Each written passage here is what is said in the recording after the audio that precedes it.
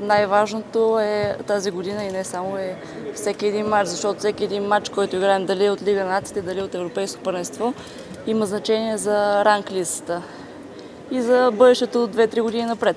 Така че Европейското първенство също е много важно. Важното е, че сме здрави всички момичета, в добро настроение сме. Мисля, че тези 2-3 седмици, които тренирахме заедно, включиха се към нас нови млади момичета. Успяхме да напреднем и тактически, и технически. Се надявам да го покажем и на игрището. Господин Ганев сподели, че така целта пред вас е да скочите с няколко места. Тежи ли това като очаквания към отбора?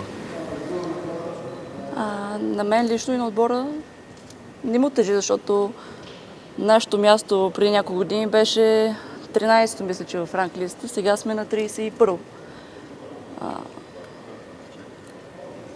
Имаме два мача, които са равностойни на нас отбори. Първият мач с Украйна и той с Гърция.